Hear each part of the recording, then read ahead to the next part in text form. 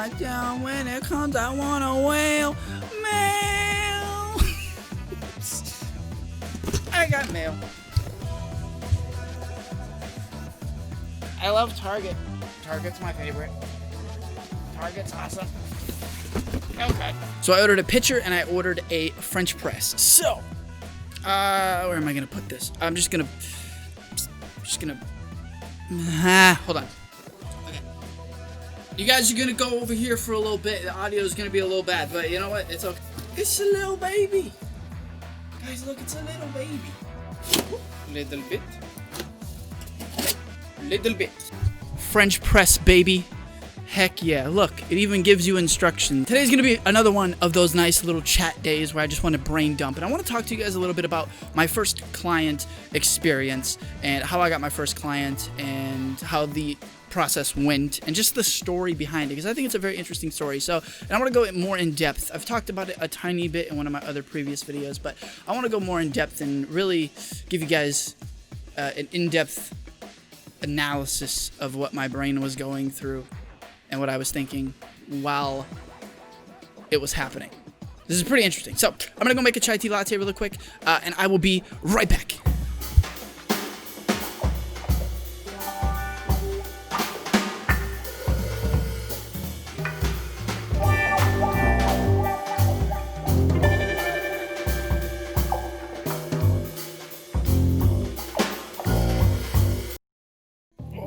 I have returned with my chai tea latte.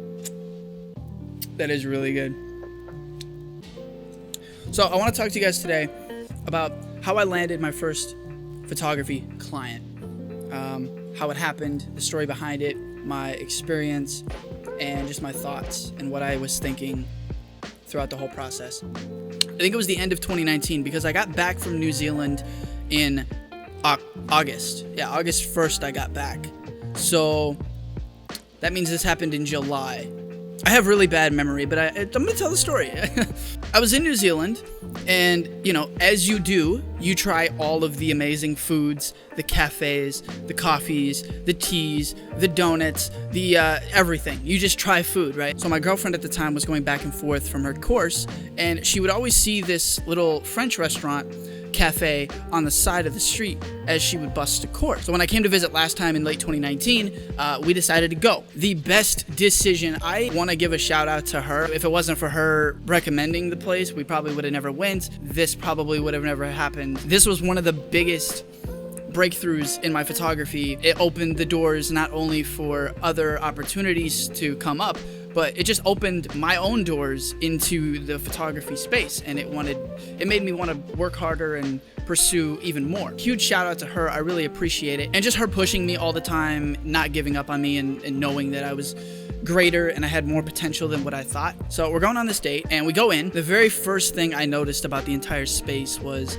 how cozy and inviting it was. So we looked through the menus. I obviously can't decide what to get because there's so many different menu items. There's crepes, there's sweet crepes, there is savory crepes, there's all these different coffee drinks, there's smoothies, there's waffles, and I'm like, my brain is in like a panic. Like I can't decide. Like I want everything, but I can't have everything. I believe we both got sweet crepes, and then I believe she also ordered a savory crepe. I can't remember 100%, but I think the idea was to share each other's so that way we could kind of taste test the majority of what they had in terms of flavor, savory and sweet. And then we both got iced mochas, which turned out to be the best iced mochas I've ever had. They were delicious, and they were like super tall. I had my little Panasonic camera with me, and I wanted to take some photos. So, as you know, in true fashion of me,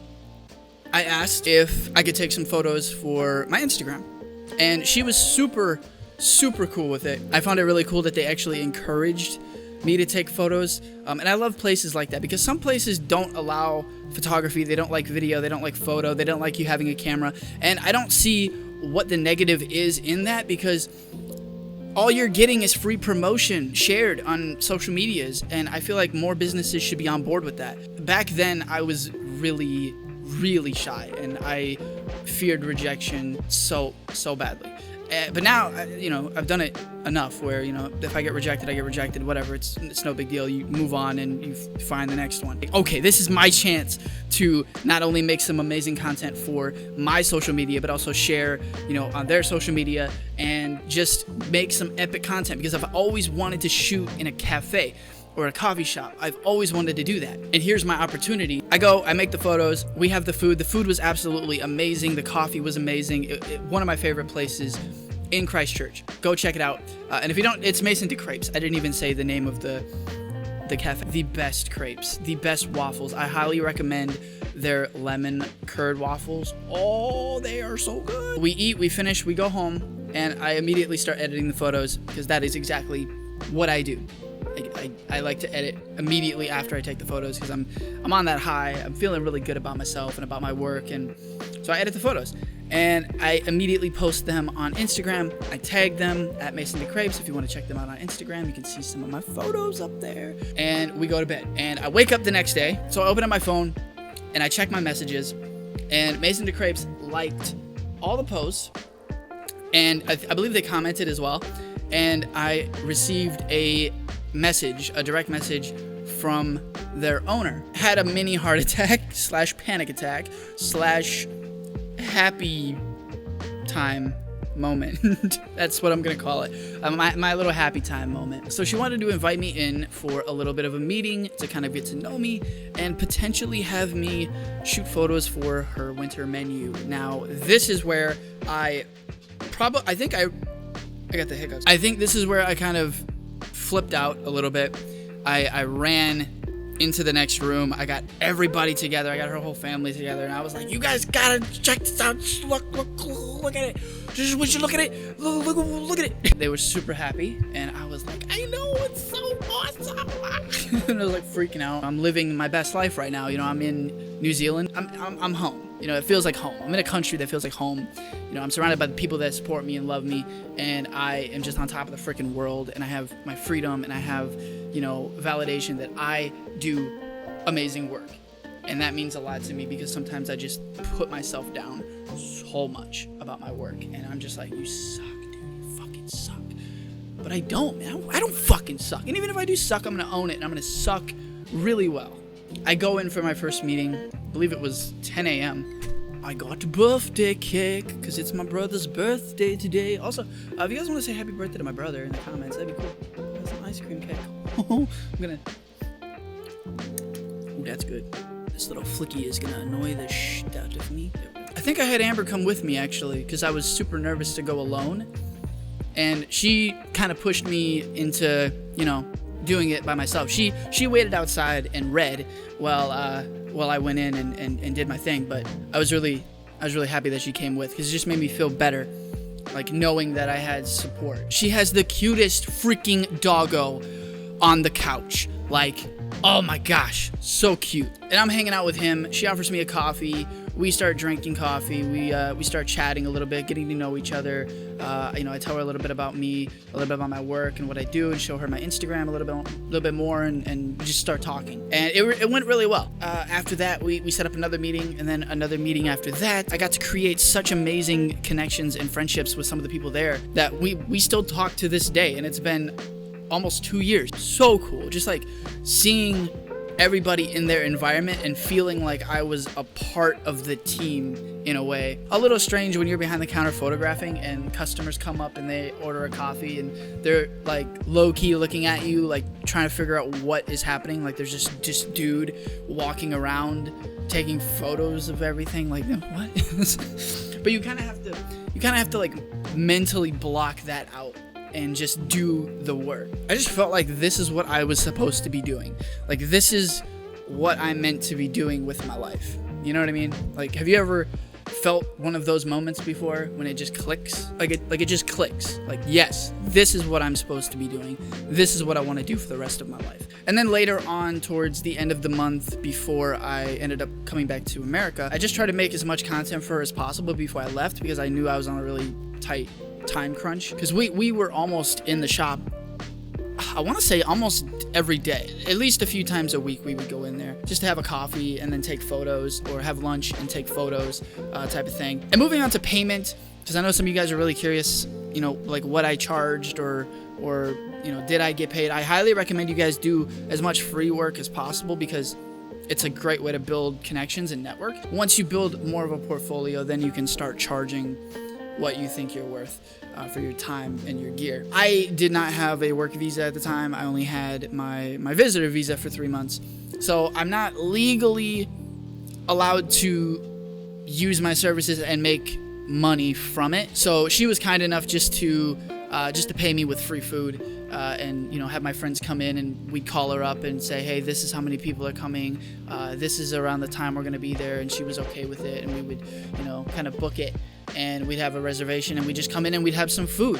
And we would try a bunch of different foods, and I would photograph them most of the time. Sometimes we would just go in there and have dinner with her family or something, or bring some friends over to try. I know this is going to be a really long video, but I know some of you guys are going to take a lot from this, and you're going to be motivated by this story, and you're going to go out and try this for yourself, and I highly recommend you do. I was very caffeinated one day. We went in, and I took photos of, we spent the day, the majority of the early afternoon, shooting coffees, different types of coffees. I think we shot a flat white, we shot a mocha, we shot this, I can't remember what it was called, but it was made for children. I can't remember. This is the photo here, but it was basically just like milk foam and sprinkles on top. I think it was I can't remember. We shoot an espresso, I think, first, and then a mocha. Now, keep in mind, I have to drink these drinks because otherwise they go to waste. So, or they just get dumped out. So I'm gonna drink it. So we had their head barista. He made me a latte, and it looked amazing. I think it was a cappuccino, actually. And latte art looked amazing. And I can throw up some photos as well, just like of some of the shots that I took of the space. And then eventually, you know, if you leave a coffee sit for a while, like the foam on top gets these like weird little bubbles, and it just doesn't look as appetizing anymore. So he came over and he asked me if he could remake it for me so it would look better for the photos. And at first, because like I never had anybody come up to me and do this before, because I've never shot for, you know, this type of photography before. And I was like, in my head, I'm like, wait a minute, you're gonna make it again? You're gonna make it again, dude? What? Oh, yeah. Let's do it. He makes it again. I drink the other one. And I take more photos, and I get some really stellar shots. And then we go into iced coffee. So I had about four coffees in the span of maybe an hour or two. So I go in one day, and we decide to shoot some wine and spirits on this particular day, and some espresso martinis as well. We shot some espresso martinis. That was super fun. That was my first time trying an espresso martini, and they're really good. But we started shooting the spirits and the wine bottles and different things like that. And I thought it would be a really good idea to get a photo of her pouring from the tap, just to get that like candid little action shot. The glass is, kid you not, the size of my head. You know, we take a series of shots, and then she hands me the glass, and she looks at me.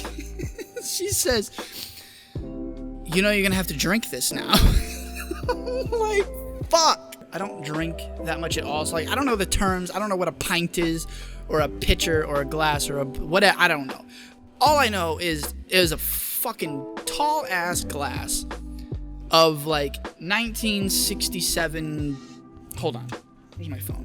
I'm actually gonna look it up. I want to get the brand right. This is what it looked like. It was 1664 Kronenberg. I think that's how you say it. But that's a dope photo. Not gonna lie, it's a dope photo. But my goodness, freaking, it's noon. It's freaking 12 noon, and like we have a day planned. Like we're going to the mall, and we're go shopping, and I'm sitting here just like, oh yeah, that's good stuff. That's good stuff. That's one of the funniest. Like, it might not be funny to you guys because like you weren't there. Like, To me, though, that's just hilarious. You know, I get through it. We're taking some photos, you know. Amber's sitting right next to me the entire time, and we're just laughing our ass off about this. Like, are you kidding me? How I landed my first client. I mean, I don't even know how I landed my first client, to be honest. I just got lucky. I put everything, you know, like I said at the beginning of the video, shout out to Amber, because if it wasn't for her, this would have never happened, because we would have probably never went there. I would have never been able to ask, and she would not have contacted me, and I wouldn't have been able to go in and have meetings and like take the photos and have all of this experience and have all of these memories that course, you know what I mean, that all of these memories that played out over the course of like 2 or 3 weeks. Like, it just would not have happened. And I am so grateful for that, because those are some of my favorite moments from that last trip. I don't know how I landed my first client. I just went in. I asked. I just did free work. And that was cool. And that's fine, because it gets you in the door, and it gets you motivated, and it gets you inspired to create, and it gets you connections and networking with other people that are in this space, you know, like business owners and other people in the food industry. Because, you know, before I did food photography and got into that whole thing, I never thought I was gonna do food photography. I wasn't really interested in it at first. I just wanted to do portraiture. Portraiture was like my main thing. I wanted to shoot models. That was like all I wanted to do, and some lifestyle stuff. And then once I actually got in the door, I tried it out. I did some different techniques. I researched on Instagram. I, you know, came up with different ideas. I went on Pinterest, and I just got inspired. And once I actually started shooting and coming up with my own style for these food photos and for these drink photos and the entire aesthetic of the cafe, I kind of fell in love with it. Like, food photography is so big for me. You know, after I got back to the States, they got a little placement, a little article in Metropole magazine, and my photos just happened to be, you know, put in the magazine. And, you know, from that, you know, I get published in a magazine. My photos get published in a magazine. I got to work with amazing people. I got to do separate photo shoots with some of the workers that were there. I got to just meet amazing people. I got to try amazing food. If you want to do this type of photography, this you know, get into freelance, and you're curious how to start and how to get clients, honestly, just go into cafes, you know, grab a coffee, and it doesn't hurt to ask if you can take photos. Just say, hey, is it okay if I take a few photos for my Instagram? And, you know, I think it would be really cool if I could tag you guys as well, and just see what they say, and, you know, tag them, and then you might get really lucky. If you have amazing work and it speaks for itself, they might even contact you, and they might bring you in, and you know, you got you paid work. So that's how I did it. And it was very, I felt like the universe just came together for me in that moment. Everybody that was there supporting me and that believed in me, and it just, you know, it's my first time feeling free and feeling like I was my own person, and I kind of was starting to figure out who I really was, and what I wanted to do with my life, and that was the universe's way of kind of projecting that to me. So I thought that was really cool. But I really hope you guys enjoyed the story. I ramble way too much, but I hope you guys enjoyed anyway, and I hope you took something from this, you know, whether that's, you know, just you like hearing me talk. I like listening to people talk and like tell stories and like experiences and stuff. Like I like just listening, you know, it's like soothing sometimes. Yeah, I want to say thank you again to Mason DeCrepes for just allowing me to be myself and do my thing, and for believing in me, and everybody that works there that was so inviting and so friendly.